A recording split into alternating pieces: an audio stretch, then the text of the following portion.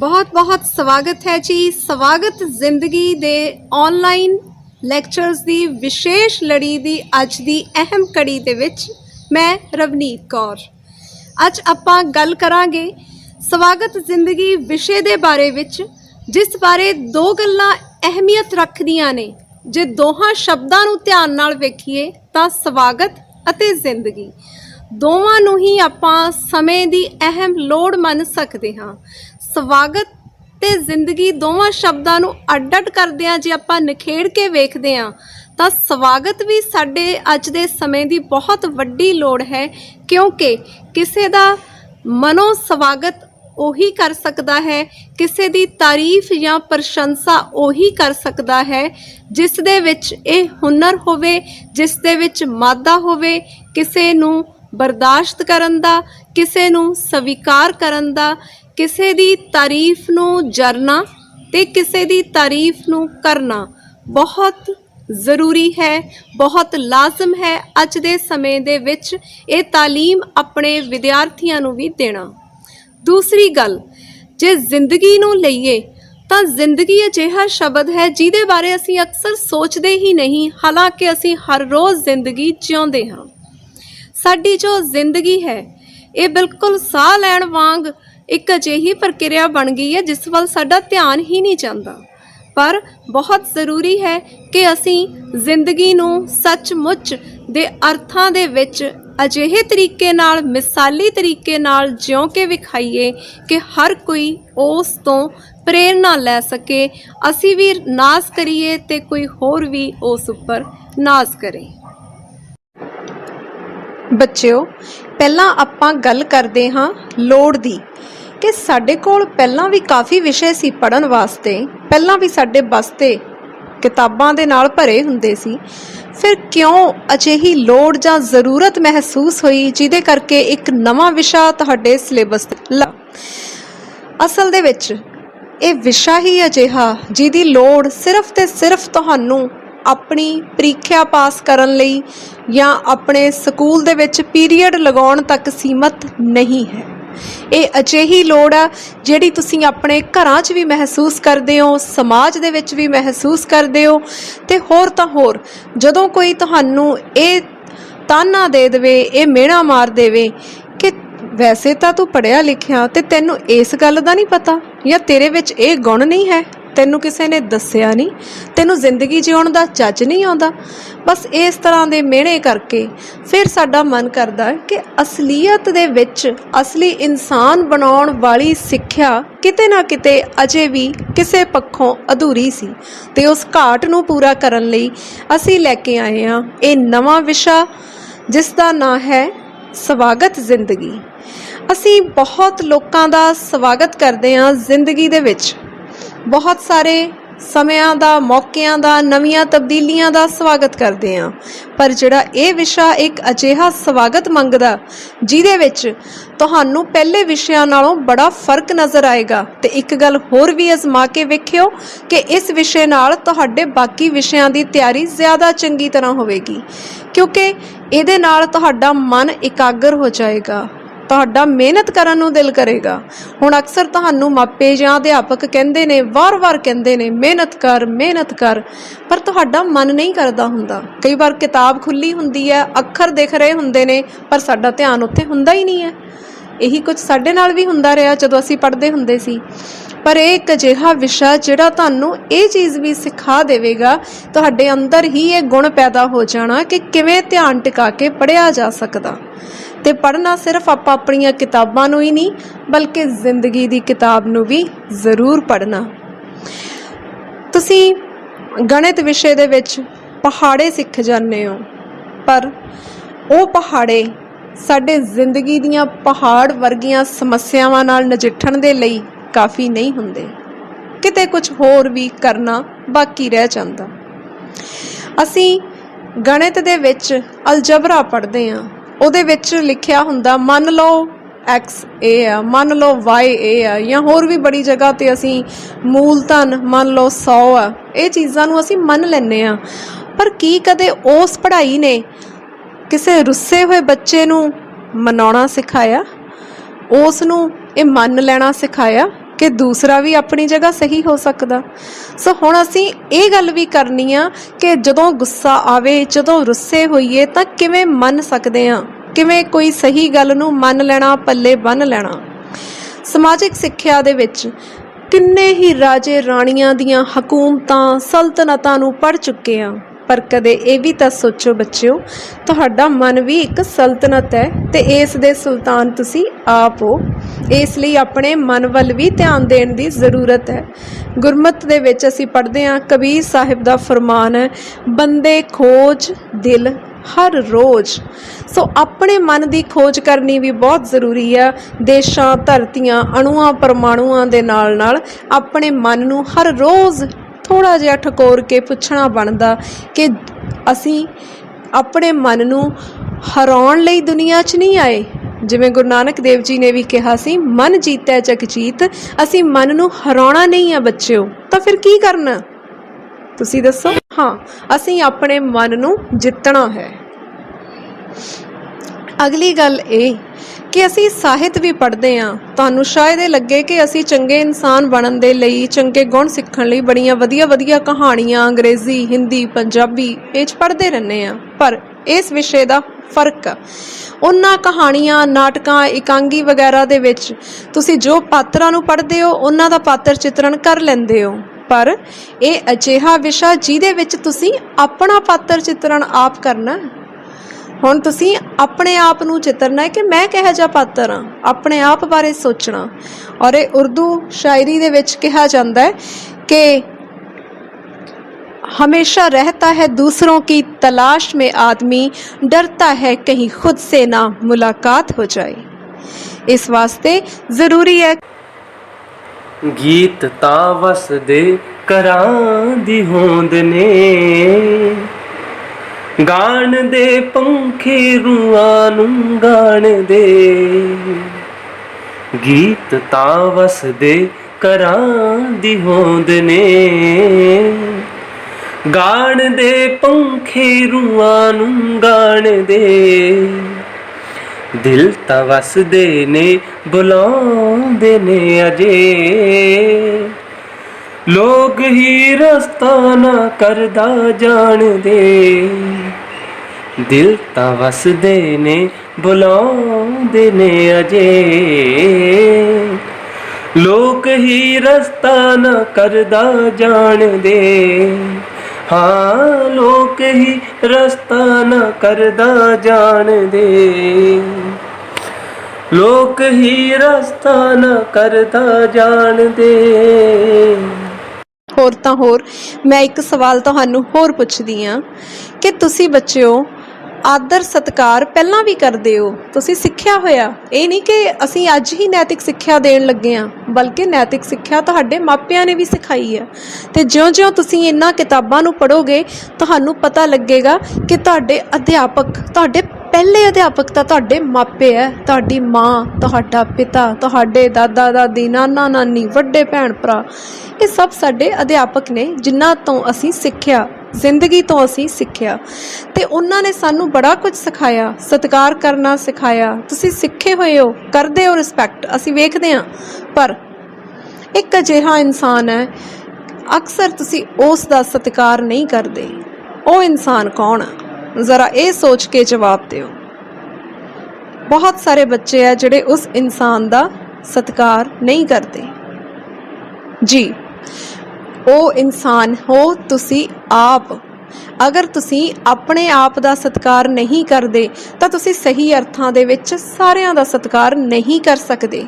सो ज़रूरत है अपने लिए भी सत्कार इस तरह रखिए जिहड़ा कि हंकार ना बन जावे, बल्कि सत्कार होवे, रिस्पैक्ट होवे कि असीं गलत काम नहीं करना, सानू लगे कि मैं गलत काम करन वाला बच्चा नहीं हाँ।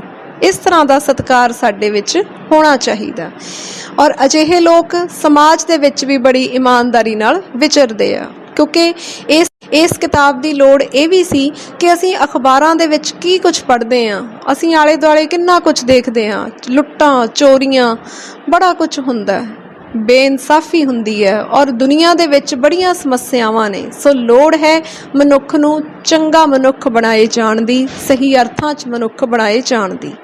ਇਸ ਕਿਤਾਬ ਨੂੰ ਪੜ੍ਹ ਕੇ ਸਾਡੇ ਵਿੱਚ ਇਮਾਨਦਾਰੀ ਦੀ ਭਾਵਨਾ ਵੀ ਆਏਗੀ, ਹਿੰਮਤ ਵੀ ਆਏਗੀ, ਦਲੇਰੀ ਵੀ ਆਏਗੀ, ਸੱਚਾਈ ਵੀ ਆਏਗੀ, ਬਹੁਤ ਸਾਰੇ ਗੁਣ ਸਾਡੇ ਵਿੱਚ ਆ ਜਾਣਗੇ। ਤੇ ਨਾਲ ਹੀ ਅਸੀਂ ਸੱਚ ਨੂੰ ਸੱਚ ਤੇ ਗਲਤ ਨੂੰ ਗਲਤ, ਠੀਕ ਨੂੰ ਠੀਕ, ਝੂਠ ਨੂੰ ਝੂਠ ਸਭ ਕਹਿਣ ਦੀ ਹਿੰਮਤ, ਜੁਰਤ ਵੀ ਜੁਟਾ ਸਕਾਂਗੇ।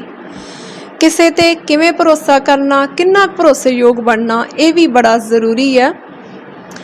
ਤੁਸੀਂ ਇੱਕ ਪੰਜਾਬੀ ਦਾ ਸ਼ੇਅਰ ਸੁਣਿਆ ਹੋਣਾ, ਭਰੋਸਾ ਨਾ ਕਰ ਚੱਲਿਆ ਇਸ ਜਹਾਨ ਦਾ, ਕੱਲ ਜਿੰਦਰਾ ਟੁੱਟਿਆ ਵੇਖਿਆ ਮੈਂ ਜਿੰਦਿਆਂ ਦੀ ਦੁਕਾਨ ਦਾ।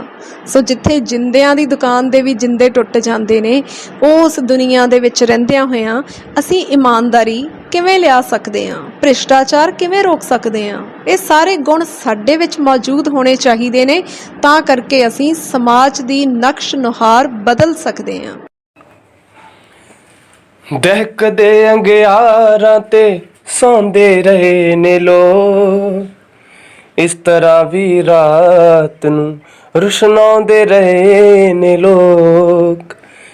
ਹਨੇਰੀਆਂ ਨੂੰ ਜੋ ਭੁਲੇਖਾ ਹੈ ਹਨੇਰੇ ਪਾਉਣ ਦਾ, ਹਨੇਰੀਆਂ ਨੂੰ ਜੋ ਭੁਲੇਖਾ ਹੈ ਹਨੇਰੇ ਪਾਉਣ ਦਾ, ਨੇਰੀਆਂ ਨੂੰ ਰੋਕ ਵੀ ਪਾਉਂਦੇ ਰਹੇ ਨੇ ਲੋਕ। ਜ਼ਿੰਦਗੀ ਦਾ ਜਦ ਕਦੇ ਅਪਮਾਨ ਕੀਤਾ ਹੈ ਕਿਸੇ, ਮੌਤ ਬਣ ਕੇ ਮੌਤ ਵੀ ਆਉਂਦੇ ਰਹੇ ਨੇ ਲੋਕ। ਮੀਡੀਆ ਦੇ ਉੱਪਰ ਅਸੀਂ ਕਿਸ ਤਰ੍ਹਾਂ ਨਾਲ ਉਹ ਤੋਂ ਸਿੱਖਿਆ ਲੈਣੀ ਆ ਤੇ ਆਪ ਉੱਥੇ ਚੰਗੇ ਰੋਲ ਦੇ ਵਿੱਚ ਵਿਚਰਨਾ, ਇਹ ਵੀ ਬੜਾ ਜ਼ਰੂਰੀ ਹੈ। ਸੋਸ਼ਲ ਮੀਡੀਆ ਸਾਡੇ ਬੜੀ ਤਰ੍ਹਾਂ ਦੇ ਅਸੀਂ ਮੀਡੀਆ ਦੇ ਨਾਲ ਜੁੜੇ ਹੋਏ ਹਾਂ, ਟੀਵੀ ਆ, ਰੇਡੀਓ ਆ, ਫੋਨ ਹੈਗਾ, ਉਹਦੇ ਰਾਹੀਂ ਤੁਸੀਂ YouTube, ਟਵਿੱਟਰ, ਵਟਸਐਪ, ਮੇਲ, ਕਈ ਤਰ੍ਹਾਂ ਨਾਲ ਤੁਸੀਂ ਜੁੜੇ ਹੋਏ ਹੋ, ਕੋਈ ਇੰਸਟਾਗ੍ਰਾਮ ਤੇ, ਕੋਈ ਕਿਸ ਤਰ੍ਹਾਂ ਤੇ।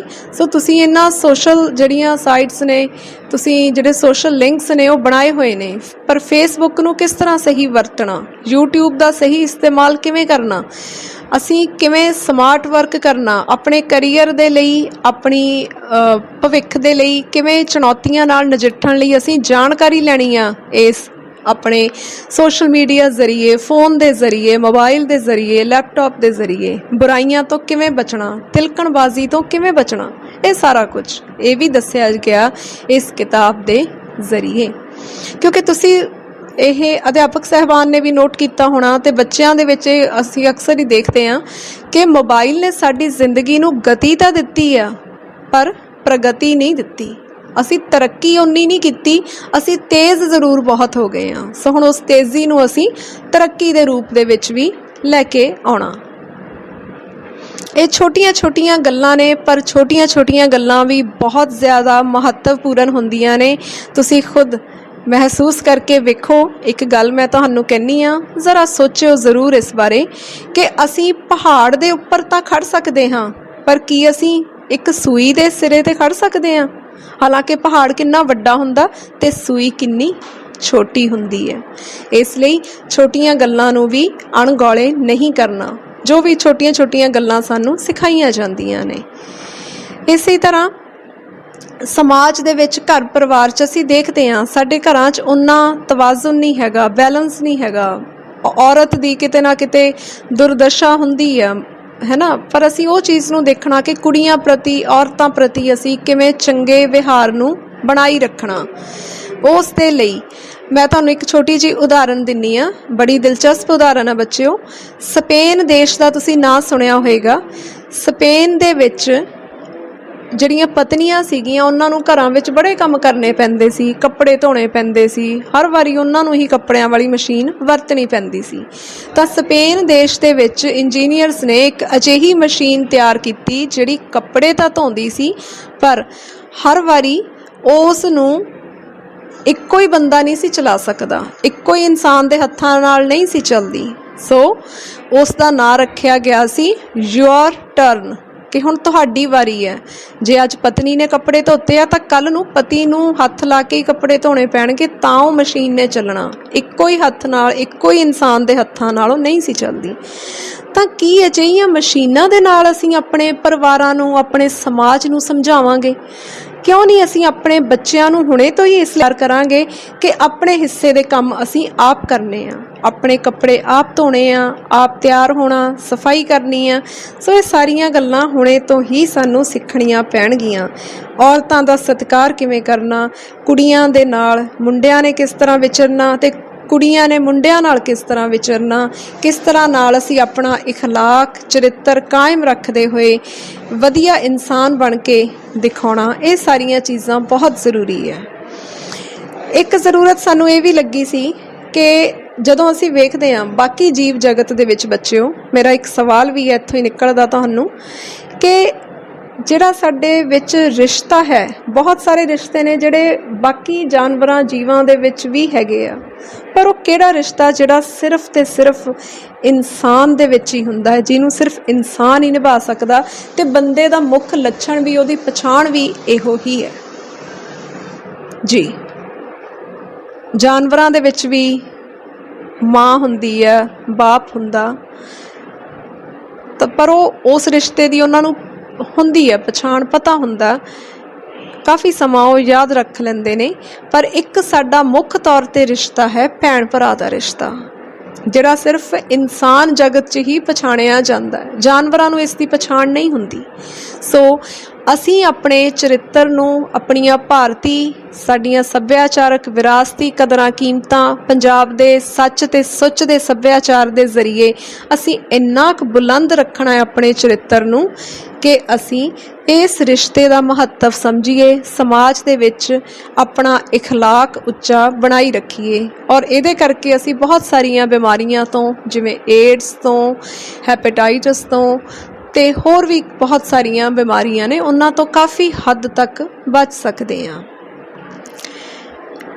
ਫਿਰ ਇਹ ਵੀ ਹੈ ਕਿ ਬੱਚਿਓ ਸਾਨੂੰ ਲੱਗ ਰਿਹਾ ਸੀ ਕਿ ਵਿਸ਼ਾ ਤਾਂ ਵੀ ਸ਼ੁਰੂ ਕੀਤਾ ਜਾਏ ਕਿ ਅਕਸਰ ਲੜਾਈ ਝਗੜੇ ਹਿੰਸਾ ਵੀ ਸਾਡੇ ਸਮਾਜ ਵਿੱਚ ਬਹੁਤ ਜ਼ਿਆਦਾ, ਛੋਟੀ ਛੋਟੀ ਗੱਲ ਤੇ ਲੜ ਪੈਣਾ, ਕਤਲ ਕਰ ਦੇਣੇ, ਇਹ ਗੱਲਾਂ ਵੀ ਆ। ਇਹਨਾਂ ਤੋਂ ਵੀ ਸਮਾਜ ਨੂੰ ਬਚਾਉਣ ਦੀ ਜ਼ਰੂਰਤ ਹੈ ਤੇ ਸਾਨੂੰ ਵੀ ਸੋਚਣਾ ਚਾਹੀਦਾ, at least we are not chemicals, we should think before reacting. ਠੀਕ ਹੈ, ਜਿਵੇਂ ਕਿ ਜਿਹੜੇ ਰਸਾਇਣ ਹੈਗੇ ਆ ਅਸੀਂ ਪ੍ਰਯੋਗਸ਼ਾਲਾ 'ਚ ਉਹਨਾਂ ਨੂੰ ਵਰਤਦੇ ਹਾਂ ਤਾਂ ਉਹਨਾਂ ਨੂੰ ਪਤਾ ਨਹੀਂ ਹੁੰਦਾ, ਸਮਝ ਨਹੀਂ ਹੁੰਦੀ। ਤੁਸੀਂ ਕੋਈ ਉਹਨਾਂ ਦੀ ਪ੍ਰਤੀਕਿਰਿਆ ਆਪਸ 'ਚ ਕਰਾਉਂਦੇ ਹੋ ਤਾਂ ਉਹ ਜਲਦੀ ਅੱਗ ਲੱਗ ਸਕਦੀ ਹੈ, ਪਰ ਇਨਸਾਨ ਆ, ਇਨਸਾਨ ਦਾ ਰਿਐਕਸ਼ਨ, ਉਹਦੀ ਪ੍ਰਤੀਕਿਰਿਆ, ਉਹਨੇ ਕੋਈ ਚੀਜ਼ ਨੂੰ ਵੇਖਿਆ ਫਿਰ ਕਿਵੇਂ ਉਹਦੇ 'ਤੇ ਉਹਨੇ ਐਕਟ ਕਰਨਾ, ਕੰਮ ਕਰਨਾ, ਸੋਚ ਸਮਝ ਕੇ ਕਰਨਾ ਚਾਹੀਦਾ, ਵਾਰ-ਵਾਰ ਸੋਚ ਕੇ ਕਰਨਾ ਚਾਹੀਦਾ। ਔਰ ਤੁਸੀਂ ਜਦੋਂ ਨਵਾਂ ਵਿਸ਼ਾ ਸਿੱਖੋਗੇ, ਮੈਨੂੰ ਇਹ ਵੀ ਯਕੀਨ ਹੈ ਕਿ ਜਿਵੇਂ ਸਾਨੂੰ ਬੜਾ ਫਾਇਦਾ ਹੋਇਆ ਉਸ ਤਰ੍ਹਾਂ ਨਾਲ ਤੁਹਾਨੂੰ ਵੀ ਬੜਾ ਫਾਇਦਾ ਹੋਏਗਾ। ਯਕੀਨ ਮੰਨਿਓ, ਇਹ ਕਿਤਾਬਾਂ ਤਿਆਰ ਕਰਦੇ ਹਾਂ, ਸਾਡੀ ਜਾਣਕਾਰੀ 'ਚ ਬਹੁਤ ਵਾਧਾ ਹੋਇਆ, ਅਸੀਂ ਨਵਾਂ ਬਹੁਤ ਕੁਝ ਸਿੱਖਿਆ, ਇੱਕ ਦੂਸਰੇ ਨਾਲ ਰਲ ਕੇ ਟੀਮ ਦੇ ਵਜੋਂ ਕੰਮ ਕਰਨਾ ਸਿੱਖਿਆ, ਤੇ ਤੁਹਾਨੂੰ ਵੀ ਇਸ ਤੋਂ ਬਹੁਤ ਲਾਭ ਹੋਣ ਵਾਲਾ ਹੈ, ਇਹ ਮੇਰਾ ਯਕੀਨ ਆ। ਆਪਣੀ ਜ਼ਿੰਦਗੀ ਨੂੰ ਹੋਰ ਖੂਬਸੂਰਤ ਬਣਾਉਣ ਦੀ ਲਈ ਇਹ ਸਭ ਕਰਨਾ, ਕਿਉਂਕਿ ਅਸੀਂ ਇੰਨੇ ਕੁ ਆਪਣੇ ਆਪ ਤੱਕ ਸੀਮਤ ਹੁੰਦੇ ਜਾ ਰਹੇ ਹਾਂ, ਬਹੁਤ ਪੜ੍ਹ ਲਿਖ ਗਏ, ਅਫਸਰ ਬਣ ਗਏ, ਪਰ ਕਿਤੇ ਨਾ ਕਿਤੇ ਅਸੀਂ ਸੀਮਤ ਹੁੰਦੇ ਜਾ ਰਹੇ ਹਾਂ। ਸੋ ਲੋੜ ਹੈ ਕਿ ਆਪਾਂ ਇੱਕ ਦੂਸਰੇ ਦੇ ਦੁੱਖ ਦਰਦ ਦੇ ਵਿੱਚ ਭਾਈਵਾਲ ਬਣੀਏ, ਸਾਂਝੀਵਾਲ ਬਣੀਏ, ਕਿਉਂਕਿ ਅਸਲੀ ਇਨਸਾਨ ਉਹੀ ਹੈ ਜਿਹੜਾ ਰਹਿਮ ਰੱਖਦਾ ਕਿਸੇ ਲਈ। ਬਾਬਾ ਬਲਵੰਤ ਨੇ ਵੀ ਲਿਖਿਆ ਸੀ, ਰਹਿਮ ਬਿਨਾ ਕੀ ਪਿਆਰ ਕਿਸੇ ਦਾ, ਰਹਿਮ ਬਿਨਾ ਕੀ ਜੀਣਾ, ਰਹਿਮ ਬਿਨਾ ਬੇਕਾਰ ਹੈ ਸ਼ਾਇਰ ਤੇਰੀ ਜੀਵਨ ਵੀਣਾ। ਇਸ ਵਾਸਤੇ ਰਹਿਮਦਿਲੀ ਨਾਲ ਸਾਰੇ ਜੀਵ ਜਗਤ ਨੂੰ, ਪੰਛੀਆਂ ਨੂੰ, ਜਾਨਵਰਾਂ ਨੂੰ, ਪਸ਼ੂਆਂ ਨੂੰ, ਸਭ ਨੂੰ ਪਿਆਰ ਕਰਨਾ ਚਾਹੀਦਾ, ਤਾਂ ਕਿ ਜਿਹੜੀ ਇੱਕ ਹੱਥਣੀ ਵਾਲੀ ਜਿਹੜੀ ਬਹੁਤ ਦੁਖਦਾਈ ਵਾਰਦਾਤ ਅਸੀਂ ਦੱਖਣੀ ਭਾਰਤ ਦੇ ਵਿੱਚ ਵੇਖੀ, ਖਬਰਾਂ ਦੇ ਵਿੱਚ ਵੀ ਪੜ੍ਹੀ ਹੈ, ਉਸ ਤਰ੍ਹਾਂ ਦੇ ਦੁਖਦਾਈ ਵਰਤਾਰੇ ਨਾ ਹੋਣ, ਇਨਸਾਨੀਅਤ ਨੂੰ ਸ਼ਰਮਸਾਰ ਹੋਣ ਦੀ ਜ਼ਰੂਰਤ ਨਾ ਪਵੇ। ਸੋ ਅਸੀਂ ਆਪਣਾ ਹੀ ਨਹੀਂ, ਆਪਣੇ ਆਲੇ ਦੁਆਲੇ ਦਾ ਖਿਆਲ ਰੱਖਣਾ। ਤੇ ਇਹ ਵਿਸ਼ਾ ਅਸਲ ਦੇ ਵਿੱਚ ਉਦੋਂ ਹੀ ਕਾਮਯਾਬ ਹੋਵੇਗਾ ਜਦੋਂ ਬੱਚਿਓ ਤੁਸੀਂ ਤੁਸੀਂ ਲੋਕਾਂ ਨੂੰ ਨਜ਼ਰ ਆਓਗੇ, ਤੁਸੀਂ ਲੋਕਾਂ ਨੂੰ ਦਿਖੋਗੇ ਇੱਕ ਵਧੀਆ ਇਨਸਾਨ ਦੇ ਰੂਪ ਵਿੱਚ, ਚੰਗੇ ਸਮਾਜ ਦੀ ਸਿਰਜਣਾ ਕਰਦੇ ਹੋਏ। ਹੁਣ ਮੈਂ ਤੁਹਾਨੂੰ ਇੱਕ ਛੋਟਾ ਜਿਹਾ ਇੱਥੇ ਫਿਗਰ ਦਿਖਾਉਣੀ ਆ, ਤੁਸੀਂ ਉਹਨੂੰ ਦੇਖੋਗੇ ਤੇ ਤੁਸੀਂ ਸਮਝੋਗੇ ਉਹਦੇ ਵਿੱਚ ਕੀ ਦੱਸਿਆ ਗਿਆ। ਉਸ ਨੂੰ ਪੜ੍ਹਿਓ, ਉਸ ਨੂੰ ਵੇਖਿਓ। ਦੇਖੋ, ਦੋ ਵਿਅਕਤੀ ਆਪਸ ਦੇ ਵਿੱਚ ਗੱਲ ਕਰ ਰਹੇ ਹਨ।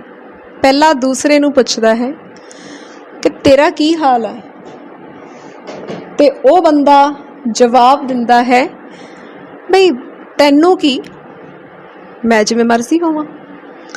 ਸੋ ਫਿਰ ਪਹਿਲਾਂ ਵਾਲਾ ਬੰਦਾ ਫਿਰ ਸਵਾਲ ਪੁੱਛਦਾ ਹੈ ਕਿ ਚਲੋ ਇਹਨੇ ਆਪਣੇ ਬਾਰੇ ਤਾਂ ਕੁਝ ਨਹੀਂ ਦੱਸਿਆ, ਮੈਂ ਇਹਨੂੰ ਇਹੀ ਪੁੱਛ ਲੈਣਾ ਕਿ ਤੇਰੇ ਪਿਤਾ ਜੀ ਦਾ ਕੀ ਹਾਲ ਹੈ, ਤੇ ਬੰਦਾ ਫਿਰ ਜਵਾਬ ਦਿੰਦਾ ਮੈਨੂੰ ਕੀ।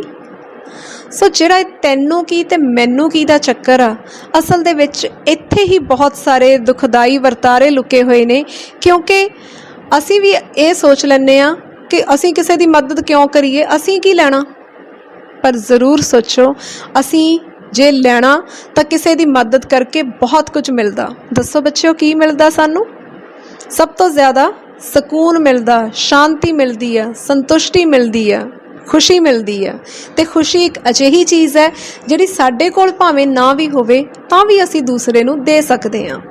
ਪੈਸਾ ਤਾਂ ਜੇ ਸਾਡੇ ਕੋਲ ਹੋਏਗਾ ਅਸੀਂ ਤਾਂ ਹੀ ਕਿਸੇ ਨੂੰ ਦੇਵਾਂਗੇ, ਪਰ ਖੁਸ਼ੀ ਅਸੀਂ ਆਪਣੇ ਕੋਲ ਭਾਵੇਂ ਨਾ ਹੋਵੇ ਤਾਂ ਵੀ ਦੂਸਰੇ ਦੀ ਮਦਦ ਕਰਕੇ ਉਸ ਨੂੰ ਪਹੁੰਚਾ ਸਕਦੇ ਹਾਂ, ਤੇ ਉਹਦੇ ਨਾਲ ਸਾਨੂੰ ਵੀ ਖੁਸ਼ੀ ਮਿਲੇਗੀ, ਸਾਨੂੰ ਵੀ ਰਾਹਤ ਮਿਲੇਗੀ। ਹੋਰ ਤਾਂ ਹੋਰ ਜਿਹੜੇ ਸਾਡੇ ਵਿਚਾਰ ਹੈਗੇ ਆ, ਵਿਚਾਰ ਵਟਾਂਦਰਾ ਵੀ ਸਾਡਾ ਇਸੇ ਗੱਲ 'ਤੇ ਹੀ ਖੜਾ ਕਿ ਜੇ ਅਸੀਂ 1 ਰੁਪਇਆ ਕਿਸੇ ਨੂੰ ਦੇ ਦਈਏ, ਜਿੰਨਾ ਚਿਰ ਰੁਪਇਆ ਸਾਡੇ ਕੋਲ ਸੀ ਉਹ ਸਾਡੇ ਕੋਲ ਸੀ, ਜਦੋਂ ਕਿਸੇ ਨੂੰ ਦੇ ਦਿੱਤਾ ਤਾਂ ਉਹ ਕਿਸੇ ਦਾ ਹੋ ਗਿਆ। ਪਰ ਵਿਚਾਰ ਅਗਰ ਤੁਸੀਂ ਕਿਸੇ ਨਾਲ ਸਾਂਝਾ ਕਰਦੇ ਹੋ ਤਾਂ ਕੀ ਹੋਏਗਾ? ਜੋ ਵਿਚਾਰ ਤੁਹਾਡੇ ਕੋਲ ਸੀ ਉਹ ਤੁਹਾਡੇ ਕੋਲ ਤਾਂ ਰਹਿਣਾ ਹੀ ਆ, ਤੁਸੀਂ ਕਿਸੇ ਨੂੰ ਵੀ ਦੇ ਦਿੱਤਾ ਤੇ ਅੱਗੋਂ ਉਹ ਵਿਚਾਰ ਦੋਵਾਂ ਕੋਲ ਹੀ ਸਾਂਝਾ ਹੋ ਗਿਆ ਤੇ ਉਹਦੇ ਵਿੱਚੋਂ ਹੋਰ ਬਹੁਤ ਸਾਰੇ ਨਵੇਂ-ਨਵੇਂ ਵਿਚਾਰ ਨਿਕਲੇ। ਇਸੇ ਲਈ ਇਸ ਕਿਤਾਬ ਦੇ ਬਾਰੇ ਤੁਸੀਂ ਆਪਣੀ ਰਾਏ ਜ਼ਰੂਰ ਦੇਣੀ ਆ। ਜਿਉਂ-ਜਿਉਂ ਪੜ੍ਹਨਾ, ਇਹਦੇ ਆਧਾਰ 'ਤੇ ਤੁਸੀਂ ਕੰਮ ਕਰਨਾ, ਤਾਂ ਸਾਨੂੰ ਵੀ ਤੁਸੀਂ ਹੋਰ ਸੁਝਾਅ ਦਿੰਦੇ ਜਾਣਾ ਤਾਂ ਕਿ ਨਵੇਂ ਬੱਚਿਓ, ਕਿਤਾਬ ਦੇ ਵਿੱਚ ਬੜੀ ਤਾਕਤ ਹੁੰਦੀ ਹੈ। ਨਾ ਸਮਝ ਕਮਜ਼ੋਰ ਇਹਨਾਂ ਲਫ਼ਜ਼ਾਂ ਨੂੰ ਜਿੰਨਾ ਅੱਗੇ ਸ਼ਾਹ ਸਿਕੰਦਰ ਹਰ ਗਏ, ਜੋ ਨਾ ਕਰ ਸਕੀਆਂ ਤਲਵਾਰਾਂ ਰਚਨਾਵਾਂ ਦੇ ਅੱਖਰ ਕਰ ਗਏ। ਸੋ ਇਹ ਕਿਤਾਬ ਅਜਿਹਾ ਤੋਹਫਾ ਜਿਹਨੂੰ ਜਦੋਂ ਵੀ ਪੜ੍ਹਨਾ ਅਸੀਂ ਉਸ ਤੋਹਫੇ ਨੂੰ ਵਾਰ-ਵਾਰ ਖੋਲਾਂਗੇ, ਹੈ ਨਾ? ਬਿਲਕੁਲ ਨਵੀਂ ਗੱਲ। ਇਸ ਲਈ ਕਿਤਾਬਾਂ ਪੜ੍ਹਨ ਦੀ, ਕਿਤਾਬਾਂ ਨਾਲ ਜੁੜਨ ਦੀ, ਪੁਸਤਕ ਸੱਭਿਆਚਾਰ ਦੀ ਆਦਤ ਜ਼ਰੂਰ ਪਾਉਣੀ ਚਾਹੀਦੀ ਹੈ। ਹੁਣ ਬੱਚੋ, ਇਸ ਕਿਤਾਬ ਦੇ ਵਿੱਚ ਤੁਹਾਡੇ ਸ਼ੌਕ, ਤੁਹਾਡੀਆਂ ਆਦਤਾਂ, ਤੁਹਾਡੀਆਂ ਖੁਸ਼ੀਆਂ ਨੂੰ ਹੋਰ ਵਧਾਉਣ ਲਈ, ਸਮਝਣ ਪਰਖਣ ਲਈ ਬਹੁਤ ਕੁਝ ਹੈ। ਇਹ ਤੁਹਾਨੂੰ ਇੰਨਾ ਕੁ ਤੁਹਾਡੇ ਨਾਲ ਵੀ ਜੋੜ ਦੇਣਗੀਆਂ ਕਿ ਤੁਹਾਨੂੰ ਆਪਣਾ ਆਪ ਵੀ ਚੰਗਾ ਲੱਗੇਗਾ ਤੇ ਆਪਣਾ ਆਲਾ ਦੁਆਲਾ ਵੀ। ਪੜ੍ਹਾਈ ਬੜੀ ਦਿਲਚਸਪ ਹੋਇਆ ਕਰੇਗੀ। ਜਿਵੇਂ ਉਦਾਹਰਨ ਦੇ ਤੌਰ 'ਤੇ ਆ ਇੱਕ ਤੁਸੀਂ ਗੋਲ ਚੱਕਰ ਦੀ ਆਕ੍ਰਿਤੀ ਦੇਖ ਰਹੇ ਹੋ, ਇਹ ਚੱਕਰ ਹੈ। ਤੁਸੀਂ ਹੁਣ ਇਹਦੇ ਵਿੱਚੋਂ ਆਪੋ ਆਪਣੀ ਖੁਸ਼ੀ, ਆਪਣੀ ਪਸੰਦ, ਆਪਣੇ ਸ਼ੌਕ ਦੀ ਕੋਈ ਚੀਜ਼ ਹੈ ਜਿਹੜੀ ਉਹ ਲੱਭਣੀ ਆ। ਇਹਨੂੰ ਉਸ ਤਰ੍ਹਾਂ ਨਾਲ ਤੁਸੀਂ ਵੇਖਣਾ ਜਾਂ ਆਪਣੀ ਨੋਟਬੁੱਕ 'ਤੇ, ਆਪਣੀ ਕਾਪੀ 'ਤੇ ਬਣਾ ਸਕਦੇ ਹੋ। ਜਿਹੜੇ ਬੱਚੇ ਖਾਣ ਪੀਣ ਦੇ ਸ਼ੌਕੀਨ ਨੇ ਉਹਨਾਂ ਨੂੰ ਜ਼ਰੂਰ ਇਹਦੇ ਵਿੱਚੋਂ ਕਿਸੇ ਨੂੰ ਰੋਟੀ ਨਜ਼ਰ ਆਈ ਹੋਣੀ ਆ, ਕਿਸੇ ਨੂੰ ਪੂਰੀ ਨਜ਼ਰ ਆਈ ਹੋਣੀ ਆ।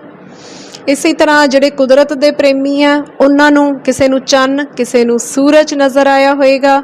ਜਿਹੜੇ ਬੱਚੇ ਕਾਰਟੂਨ ਜ਼ਿਆਦਾ ਦੇਖਦੇ ਆ ਉਹਨਾਂ ਨੂੰ ਕਾਰਟੂਨ, ਸਮਾਈਲੀਜ਼ ਨਜ਼ਰ ਆਈਆਂ ਹੋਣਗੀਆਂ। ਸੋ ਇਸ ਤਰ੍ਹਾਂ ਨਾਲ ਤੁਸੀਂ ਆਪੋ ਆਪਣੀ ਪਸੰਦ ਦੀ ਕੋਈ ਵੀ ਚੀਜ਼ ਕੀ ਦੇਖਦੇ ਹੋ ਇਹ ਤੁਸੀਂ ਜ਼ਰੂਰ ਇਹਦੇ ਆਧਾਰ 'ਤੇ ਦੱਸਣੀ ਆ। ਤੇ ਬਸ ਇਹੋ ਜਿਹੀਆਂ ਗਤੀਵਿਧੀਆਂ ਹੀ ਨੇ ਜਿਨ੍ਹਾਂ ਦੇ ਆਧਾਰ 'ਤੇ ਅਸੀਂ ਆਪਣੇ ਆਪ ਨੂੰ ਪਰਖ ਲੈਂਦੇ ਹਾਂ। ਅਧਿਆਪਕ ਸਾਹਿਬਾਨ ਦੱਸਣਗੇ, ਸਾਡੀਆਂ ਕਿਤਾਬਾਂ ਦੱਸਣਗੀਆਂ ਕਿ ਤੁਸੀਂ ਕਿਸ ਤਰ੍ਹਾਂ ਦੇ ਵਿਅਕਤੀ ਹੋ, ਤੁਸੀਂ ਕਿਸ ਤਰ੍ਹਾਂ ਨਾਲ ਹੋਰ ਤਰੱਕੀਆਂ ਕਰ ਸਕਦੇ ਹੋ। ਹੈ ਨਾ ਮਜ਼ੇਦਾਰ? ਇਸੇ ਤਰ੍ਹਾਂ ਹੀ ਬੱਚਿਓ ਬਹੁਤ ਸਾਰੀਆਂ ਗਤੀਵਿਧੀਆਂ ਤੁਹਾਡੇ ਲਈ ਹੋਣਗੀਆਂ। ਜਿਵੇਂ ਤੁਸੀਂ 1 ਮਿੰਟ ਦੇ ਅੰਦਰ ਕੁਝ ਚੰਗਾ ਕਰਕੇ ਦਿਖਾਉਣਾ, ਕੁਝ ਵਾਤਾਵਰਣ ਲਈ ਵਧੀਆ ਕਰਨਾ, ਤੁਸੀਂ ਕੋਈ ਇਹੋ ਜਿਹੀ ਗੱਲ ਸੋਚਣੀ ਆ ਜਿਹਦੇ ਨਾਲ ਤੁਸੀਂ ਆਪਣੇ ਮਾਹੌਲ ਨੂੰ ਸੁਧਾਰ ਸਕਦੇ ਹੋ। ਹੁਣ ਜੇ ਆਪਾਂ ਇਹਦਾ ਛੋਟਾ ਜਿਹਾ ਇੱਥੇ ਪ੍ਰਯੋਗ ਕਰਕੇ ਵੇਖੀਏ ਕਿ ਤੁਹਾਨੂੰ ਅਸੀਂ ਅੱਧੇ ਮਿੰਟ ਦਾ ਸਮਾਂ ਦਿੰਨੇ ਆ, ਤੁਸੀਂ ਇਹਦੇ ਵਿੱਚ ਕੁਝ ਨਾ ਕੁਝ ਚੰਗਾ ਸੋਚੋ ਜਾਂ ਕਰੋ ਜਿਹਦੇ ਨਾਲ ਤੁਸੀਂ ਆਪਣੇ ਆਲੇ ਦੁਆਲੇ ਨੂੰ ਹੋਰ ਵਧੀਆ ਬਣਾ ਸਕਦੇ ਹੋ। ਚਲੋ ਸੋਚੋ, ਕਰੋ। ਕੀ ਹੋ ਸਕਦਾ ਕਿਤੇ ਪਾਣੀ ਦੀ ਟੂਟੀ ਚੱਲ ਰਹੀ ਆ, ਤੁਸੀਂ ਉਹਨੂੰ ਬੰਦ ਕਰ ਰਹੇ ਹੋ। ਤੁਹਾਡੇ ਨੇੜੇ ਤੇੜੇ ਕੋਈ ਕੂੜਾ ਕਰਕਟ ਹੈ, ਉਸ ਨੂੰ ਤੁਸੀਂ ਡਸਟਬਿਨ 'ਚ ਪਾ ਸਕਦੇ ਹੋ। ਤੁਹਾਡੇ ਘਰ ਵਿੱਚ ਕੋਈ ਬਜ਼ੁਰਗ ਪਾਣੀ ਮੰਗ ਰਿਹਾ, ਉਹਨੂੰ ਪਾਣੀ ਦੇ ਸਕਦੇ ਹੋ। ਕਿਸੇ ਦਾ ਸਿਰ ਦੁਖਦਾ, ਉਹ ਘੁੱਟ ਦਿੱਤਾ। ਕਿਸੇ ਨੂੰ ਸਮਾਂ ਜਿਹੜਾ ਉਹ ਨਹੀਂ ਮਿਲਦਾ, ਤੁਸੀਂ ਉਹਨੂੰ ਸਮਾਂ ਦੇ ਕੇ 1 ਮਿੰਟ ਉਹਦਾ ਹਾਲ ਹੀ ਪੁੱਛਿਆ ਹੋ, ਤਾਂ ਸ਼ਾਇਦ ਉਹਦੀ ਜ਼ਿੰਦਗੀ 'ਚ ਬਹੁਤ ਖੁਸ਼ੀ ਆਵੇ। ਇਸ ਤਰ੍ਹਾਂ ਨਾਲ ਅਸੀਂ ਆਪਣੇ ਵੱਡੇ ਵਡੇਰਿਆਂ, ਆਪਣੇ ਛੋਟਿਆਂ, ਸਭ ਦੇ ਨਾਲ ਪਿਆਰ ਨਾਲ ਚੱਲ। ਸੋ ਬੱਚਿਓ, ਹਿੰਮਤ ਹੌਸਲੇ ਦੇ ਨਾਲ ਚੰਗੀਆਂ ਕਦਰਾਂ ਕੀਮਤਾਂ ਦੇ ਲਈ ਸੰਘਰਸ਼ ਕਰਨਾ ਪਵੇ ਤਾਂ ਵੀ ਪਿੱਛੇ ਹਟਣ ਦੀ ਜ਼ਰੂਰਤ ਨਹੀਂ ਹੈ, ਕਿਉਂਕਿ ਅਸੀਂ ਮੌਤ ਤੋਂ ਪਹਿਲਾਂ ਸੱਚਮੁੱਚ ਜਿਉਣਾ ਹੈ ਤੇ ਜਿਉਂ ਕੇ ਦਿਖਾਵਾਂਗੇ ਵੀ ਜ਼ਰੂਰ। ਰਾਹ ਵਿੱਚ ਮੁਸ਼ਕਿਲਾਂ ਜੇ ਆ ਜਾਣ ਤਾਂ ਹਿੰਮਤ ਹੋਰ ਵੱਧਦੀ ਹੈ। ਕੋਈ ਰਾਹ ਜੇ ਰੋਕੇ ਤਾਂ ਜੁਰਅਤ ਹੋਰ ਵੱਧਦੀ ਹੈ। ਜੇ ਵਿਕਣ ਤੇ ਹੀ ਆ ਜਾਈਏ ਤਾਂ ਘਟ ਜਾਂਦੀ ਹੈ ਕੀਮਤ ਅਕਸਰ। ਨਾ ਵਿਕਣ ਦਾ ਇਰਾਦਾ ਹੋਏ ਤਾਂ ਕੀਮਤ ਹੋਰ ਵੱਧਦੀ ਹੈ। ਨਾ ਵਿਕਣ ਦਾ ਇਰਾਦਾ ਹੋਏ ਤਾਂ ਕੀਮਤ ਹੋਰ ਵੱਧਦੀ ਹੈ। ਹੌਸਲੇ ਪਏ ਖੇਡਦੇ ਨੇ, ਹੌਸਲੇ ਪਏ ਖੇਡਦੇ ਨੇ, ਕਾਲੀਆਂ ਰਾਤਾਂ ਦੇ ਨਾਲ ਇਹ ਭਰੋਸਾ ਹੈ ਮੇਰਾ, ਰੋਸ਼ਨ ਸਵੇਰੇ ਆਉਣਗੇ, ਰੋਸ਼ਨ ਸਵੇਰੇ ਆਉਣਗੇ। ਅੱਜ ਸਾਡਾ ਖੂਨ ਪਾਣੀ, ਅੱਜ ਸਾਡਾ ਖੂਨ ਪਾਣੀ ਤੋਂ ਵੀ ਸਸਤਾ ਵਿਕ ਰਿਹਾ ਹੈ। ਕੱਲ ਪਸੀਨੇ ਦੇ ਵੀ ਕਤਰੇ ਮੁੱਲ ਨਗੀਨੇ ਪਾਉਣਗੇ, ਰੋਸ਼ਨ ਸਵੇਰੇ ਆਉਣਗੇ। ਹੌਸਲੇ ਪਏ ਖੇਡਦੇ ਨੇ, ਹੌਸਲੇ ਪਏ ਖੇਡਦੇ ਨੇ, ਕਾਲੀਆਂ ਰਾਤਾਂ ਦੇ ਨਾਲ ਇਹ ਭਰੋਸਾ ਹੈ ਮੇਰਾ, ਰੋਸ਼ਨ ਸਵੇਰੇ ਆਉਣਗੇ, ਰੋਸ਼ਨ ਸਵੇਰੇ ਆਉਣਗੇ। ਵਿਦਿਆਰਥੀਓ, ਜਿਵੇਂ ਤੁਹਾਨੂੰ ਅੱਜ ਦਾ ਇਹ ਲੈਕਚਰ ਵੀ ਕੁਝ ਵੱਖਰਾ ਲੱਗ ਰਿਹਾ ਹੋਵੇਗਾ, ਜਿਸ ਦੇ ਵਿੱਚ ਨਾ ਤਾਂ ਕੋਈ ਸਟੂਡੀਓ ਹੈ ਜਿੱਥੇ ਲੈਕਚਰ ਰਿਕਾਰਡ ਹੋ ਰਿਹਾ ਹੈ, ਨਾ ਕੋਈ ਸ਼੍ਰੇਣੀ ਕਮਰਾ, ਨਾ ਬਲੈਕ ਬੋਰਡ ਪਿੱਛੇ ਨਜ਼ਰ ਆ ਰਿਹਾ ਹੈ, ਨਾ ਚੌਕ, ਨਾ ਡਸਟਰ। ਬਿਲਕੁਲ ਕੁਦਰਤ ਦੀ ਗੋਦ ਵਿੱਚ ਦਰਖਤਾਂ ਕੋਲ ਜਾ ਕੇ, ਪੰਛੀਆਂ, ਜੀਵ ਜੰਤੂਆਂ ਦੇ ਕੋਲ ਜਾ ਕੇ। ਇਸੇ ਤਰ੍ਹਾਂ ਹੀ ਸਾਡਾ ਜਿਹੜਾ ਵਿਸ਼ਾ ਹੈ ਸਵਾਗਤ ਜ਼ਿੰਦਗੀ, ਇਸ ਦੀ ਪ੍ਰਯੋਗਸ਼ਾਲਾ ਵੀ ਕੋਈ ਉਹ ਨਹੀਂ ਜੋ ਤੁਹਾਡੇ ਸਕੂਲਾਂ 'ਚ ਆਮ ਅਸੀਂ ਹੁਣ ਤੱਕ ਵੇਖੀ ਆ। ਕੋਈ ਕੰਪਿਊਟਰ ਲੈਬ ਨਹੀਂ, ਕੋਈ ਸਾਇੰਸ ਲੈਬ ਨਹੀਂ, ਬਲਕਿ ਇਸ ਦੀ ਪ੍ਰਯੋਗਸ਼ਾਲਾ ਜਿੱਥੇ ਤੁਹਾਡੇ ਇਸ ਵਿਸ਼ੇ ਦੀ ਪ੍ਰੀਖਿਆ ਹੋਣੀ ਆ, ਵਿਵਹਾਰਕ ਤੌਰ ਤੇ ਪ੍ਰੈਕਟੀਕਲ ਹੋਣੇ ਨੇ, ਉਹ ਵਿਹਾਰ ਤੁਹਾਡਾ ਵੇਖਿਆ ਜਾਣਾ। ਜਿਵੇਂ ਕਿਹਾ ਜਾਂਦਾ ਹੈ ਕਿ ਹੀਰਾ ਸ਼ਿੰਗਾਰ ਵਿੱਚ ਤੇ ਆਦਮੀ ਪਰਿਵਾਰ ਵਿੱਚ ਪਰਖਿਆ ਜਾਂਦਾ ਹੈ, ਸੋ ਤੁਹਾਡਾ ਵਿਹਾਰ ਵੀ ਸਮਾਜ ਵਿੱਚ ਪਰਖਿਆ ਜਾਣਾ। ਇਹੀ ਸਾਡੀ ਪ੍ਰਯੋਗਸ਼ਾਲਾ ਹੋਏਗੀ, ਜਿੱਥੇ ਅਸੀਂ ਆਪਣੇ ਰਿਸ਼ਤੇਦਾਰਾਂ ਨਾਲ, ਆਲੇ ਦੁਆਲੇ ਸਾਥੀਆਂ ਨਾਲ, ਅਧਿਆਪਕਾਂ ਨਾਲ, ਸਭ ਨਾਲ ਬਹੁਤ ਚੰਗਾ ਸਲੂਕ ਕਰਨਾ, ਵਤੀਰਾ ਦਿਖਾਉਣਾ। ਇਹੀ ਸਾਡੀ ਸਫਲਤਾ, ਤੇ ਮੈਂ ਉਮੀਦ ਕਰਦੀ ਹਾਂ ਤੁਸੀਂ ਖੁਦ ਵੀ ਸਫਲ ਹੋਵੋਗੇ ਤੇ ਬਾਕੀਆਂ ਦੀ ਸਫਲਤਾ 'ਚ ਵੀ ਤੁਹਾਡਾ ਅਹਿਮ ਯੋਗਦਾਨ ਜ਼ਰੂਰ ਹੋਏਗਾ। नेकियां करके जो कभी डाली थी समंदर में, वही काम आएंगी तूफान में कश्तियाँ बन के। धन्यवाद।